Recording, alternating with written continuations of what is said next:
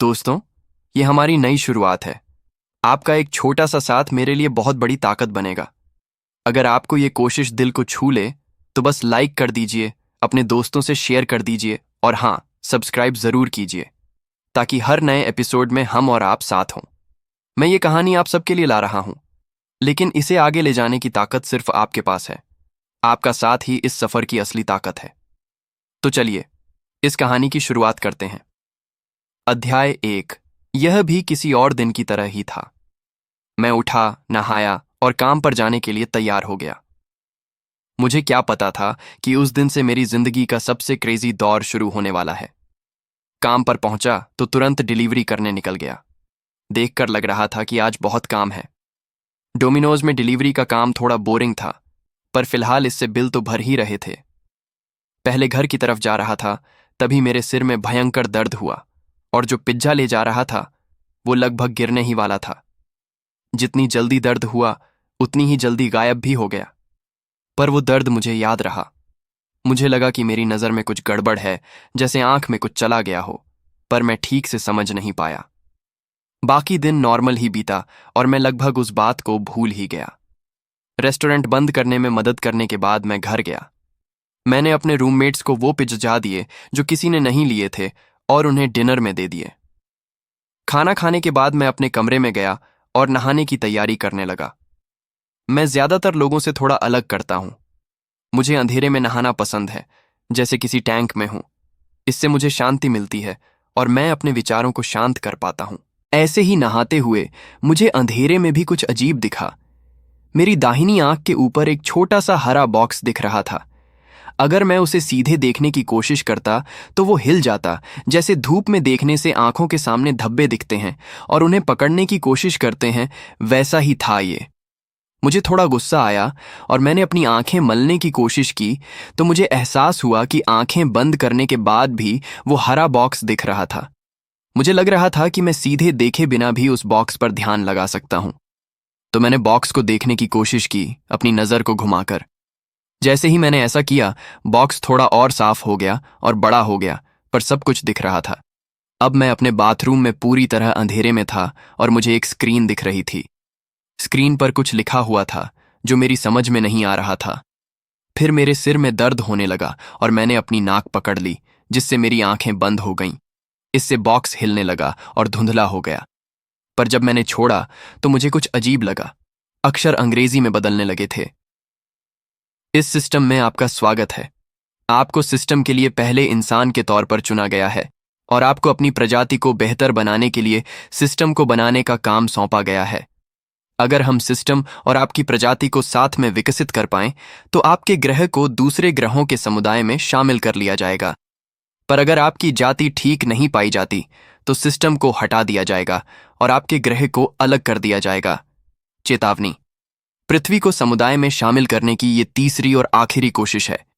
अगर इस बार भी कुछ गड़बड़ हुई, तो आपके ग्रह को हमेशा के लिए दूसरे ग्रहों से अलग कर दिया जाएगा। ये संदेश देखकर मैं हैरान रह गया और सोचने लगा कि कहीं मैं सपना तो नहीं देख रहा। मुझे कुछ समझ नहीं आ रहा था और ये इतना अजीब था कि इसे सपना तो नहीं कह सकते। पर गर्म पानी, भाप और शॉवर के प्रेशर से मुझे लग रहा था कि मैं सो नहीं रहा हूं, या फिर ये मेरा अब तक का सबसे अजीब सपना था। जैसे ही मुझे यकीन हुआ कि ये सच हो रहा है, मैंने सोचा, ये सिस्टम क्या है? ये सिस्टम एक एडवांस तकनीक है जिसे बाद में समझाया जाएगा। इसका मकसद है आपकी प्रजाति को उस लेवल तक पहुंचाना जहां आप शारीरिक, मानसिक और तकनीकी तौर पर बाकी समुदाय के बराबर हों। ये देखने का भी टेस्ट है कि आप नई ताकतों को कैसे संभालते हैं। अगर आपकी प्रजाति बहुत हिंसक या खतरनाक निकली, तो आपको समुदाय में शामिल नहीं किया जाएगा, क्योंकि आपको बाकी लोगों के लिए खतरा माना जाएगा। इस पर पहले भी 2 बार विचार किया जा चुका है। हम उम्मीद करते हैं कि इस बार आपकी प्रजाति समझदारी से काम लेगी। जैसे जैसे आप अपना सिस्टम बनाएंगे, आपको अपने ग्रह पर सिस्टम के पिछले टेस्ट के बारे में पता चल जाएगा, पर अभी आप वहां तक नहीं पहुंचे हैं। मैं शॉवर में ही खड़ा रह गया। ये मेरी जिंदगी से बिल्कुल अलग था। मैंने कई काल्पनिक कहानियां पढ़ी हैं और उनमें ऐसा कुछ हुआ है, पर मैंने कभी नहीं सोचा था कि मैं ही चुना जाऊंगा ये सिस्टम बनाने के लिए। और संदेश के हिसाब से तो यही लग रहा था। फिर मैंने सोचा, मैं इस सिस्टम से क्या कर सकता हूं और इसे बनाने में कैसे मदद कर सकता हूं। सिस्टम के पहले सदस्य होने के नाते आप अपनी कल्पना का इस्तेमाल कर सकते हैं और सिस्टम आपकी हर इच्छा को पूरा करने की कोशिश करेगा।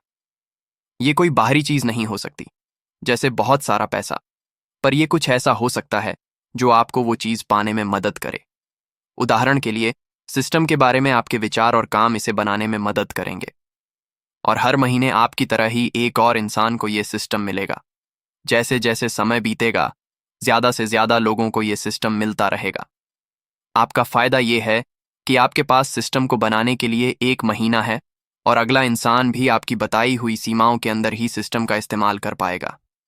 सीमाएं असल में आपके दिमाग में हैं। अगर कुछ नहीं किया जा सकता तो सिस्टम आपको बता देगा और आप कुछ और ट्राई कर सकते हैं। इस ग्रह के पिछले रिकॉर्ड को देखते हुए हम कहेंगे कि छोटे स्तर से शुरुआत करें और फिर आगे बढ़ें। नहाने के बाद मैं अपने कमरे में बैठा और मेरे दिमाग में बहुत सारे विचार आने लगे। सुपर पावर से लेकर अपने पसंदीदा किरदारों जैसा बनने तक सब कुछ ट्राई करने का मन कर रहा था। पर मैंने सोचा कि पहले छोटे से शुरुआत करते हैं, ये देखने के लिए कि सिस्टम कैसे काम करता है।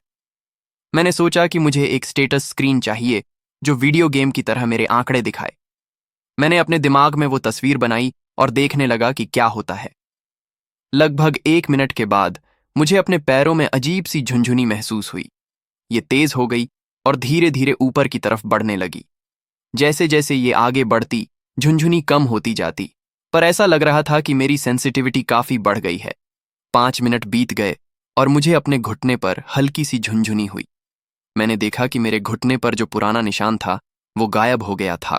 झुंझुनी मेरी कमर तक पहुंच गई। मैं घबरा गया, पर लगभग 5 मिनट बाद ये मेरे पेट तक पहुंच गई।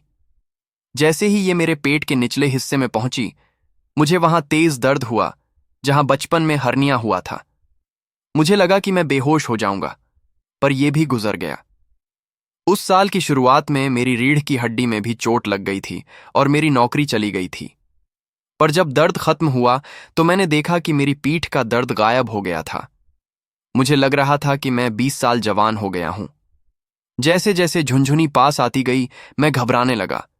मेरे दिल के लिए यह ठीक नहीं था, क्योंकि मैं दिल की बीमारी के साथ पैदा हुआ था। झुंझुनी मेरे दिल तक पहुंची और मैं बेहोश हो गया।